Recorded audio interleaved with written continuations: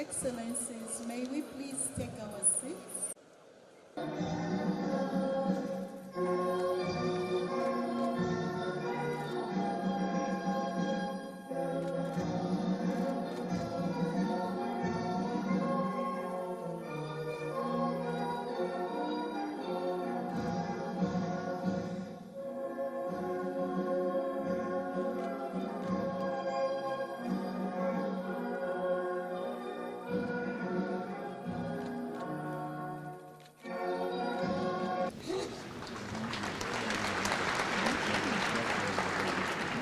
The African Union and the United Nations has never been stronger.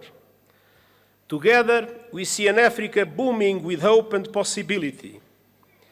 You have a booming, enterprising population, including the largest number of young people in the world. The African continental free trade is poised to turbocharge the region's economy, and calls to address the legacies of colonialism and slavery are growing louder, as reflected in your theme this year, and as reflected in the leadership of so many passionate voices for the liberation of Africa, such as the great Dr. Sam Nujoma of Namibia, whose life we celebrate and whose loss we mourn. The world must never forget that Africa is the victim of two colossal and compounded injustices. First, the profound impact of colonialism and the transatlantic slave trade. The roots stretch back centuries, and the bitter fruit continues to affect Africans and people of African descent to this day. Decolonization alone in itself was not a panacea. Political independence did not free countries from structures based on exploitation and decades of economic, social, and institutional underinvestment. It is high time for reparatory justice frameworks to be put in place. Second, Africa was under colonial domination when today's multilateral system was created, and that injustice endures. Look no further than the United Nations Security Council. There is no excuse that Africa still lacks permanent representation in the 21st century. I will keep working with the African Union and all member states to ensure the representation Africa needs and the justice you deserve, including with 2 permanent members of the Security Council. And we will keep pressing together for an international financial architecture that is no longer outdated, dysfunctional, and unfair. Correcting age-old injustices is essential to address here and now challenges. And the good news is that we have many of the solutions we need. Last year, you helped drive that effort at the United Nations with the Pact for the Future. And I thank Africa for its support that was vital to approve the Pact. Our task now is to make those commitments a reality. South Africa's G20 chairmanship could not come at a better time. Let me point to 4 areas for action. First, we must push for peace, security, and alleviating appalling levels of human suffering. Sudan is being torn apart before our eyes and is now home to the world's largest displacement crisis and famine. As we near the holy months of Ramadan, it is time for an immediate cessation of hostilities. And the international community must come together to stop the flow of weapons and the bankrolling of bloodshed. In the Democratic Republic of the Congolese people have been suffering yet again from a brutal cycle of violence. And the fighting that is raging in South Kivu as a result of the continuation of the M23 offensive threatens to push the entire region over the precipice. Regional escalation must be avoided at all costs. There is no military solution. The deadlock must end, the dialogue must begin, and the sovereignty and territorial integrity of the DRC must be respected. The conclusions of the recent joint EAC-SADC summit offer a way forward, with a renewed call for an immediate ceasefire and new momentum for regional efforts based on the Luanda and Nairobi processes. Now is the time for swift implementation. And you can count on the continued support of the United Nations, including MONUSCO. In the Sahel, the clear and present threat of terrorism is undermining peace, security, and sustainable development.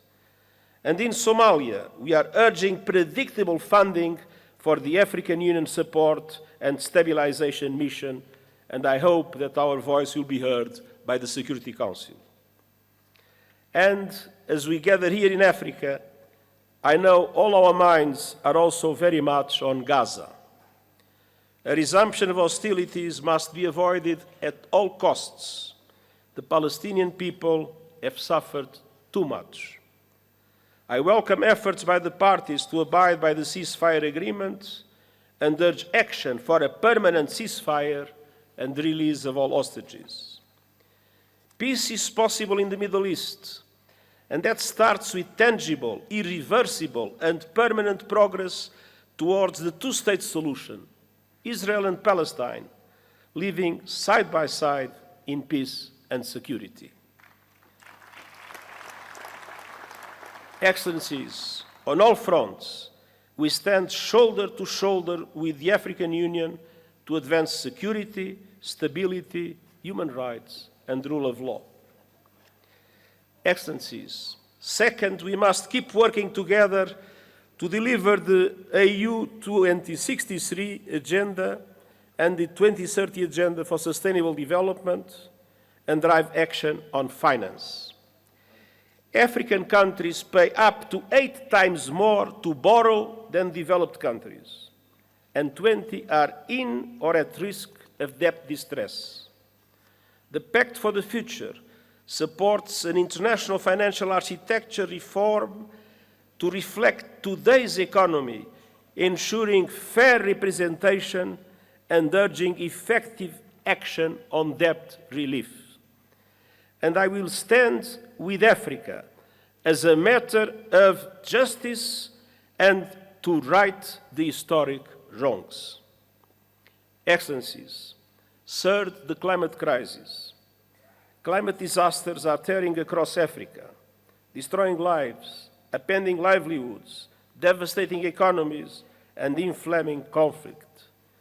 At the same time, the renewables revolution is unstoppable, and Africa is poised to become a global clean energy powerhouse. Yet, today, Africa receives just 2% of global renewables investment. Realizing Africa's potential requires access to affordable finance, including by implementing the COP29 finance decision fully and on time, and supporting development of a roadmap to realize $1.3 trillion a year. Excellencies, Africa has contributed little to the climate crisis, yet is paying the price with record droughts, floods, and heat. Climate justice requires a massive investment in adaptation, with the international community bearing an enormous responsibility. Developed countries must double adaptation finance, and countries must significantly boost the loss and damage fund. Allow me a note. When the loss and damage fund was created, the pledging conference that took place has allowed for an amount that is equivalent at the highest contract for a basketball player in the United States. It is absolutely necessary to make the Loss and Damage Fund an effective instrument to support developing countries in adaptation. And we also need justice when it comes to your abundant critical minerals. Too often, your countries are plundered, bound to the bottom of value chains as others grow rich on your resources. The work of the United Nations Panel on Critical Energy Transition Minerals is designed to help embed justice, sustainability, and human rights across the value chain. Africa's minerals must benefit Africa's people. In a world marked by rapid change and multiple challenges, we find ourselves at a crossroads of uncertainty and opportunity. This moment calls upon us to strengthen our collective resolve, embrace resilience, and foster unity across Africa. The theme for this year's assembly calls on us to heal the scars of historical injustice and overcome lingering trauma that has long hindered our progress. The demand for reparations is not about charity or financial aid. It is a call for justice. It seeks to restore the dignity of millions and heal the deep scars of poverty, inequality, and discrimination. It demands an end to the systematic exploitation of our wealth, resources, and opportunities. It also calls for a transformative process that acknowledges past harms and takes bold steps to right the wrongs caused upon us, upon society across the continent. Thank you. Thank you. Most importantly, the call for reparations requires not just words, but concrete actions to affirm the equal worth of every human being. Excellencies, ladies and gentlemen, to achieve lasting peace, justice, and prosperity, we must rise above the geopolitical tensions and the historical divisions imposed upon us by colonial borders.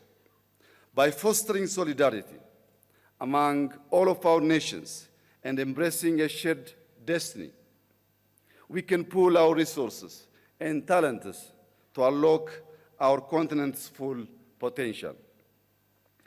Africa's cultural, ethnic, and linguistic diversity is a source of pride and strength upon which we must build inclusive governance and equitable development.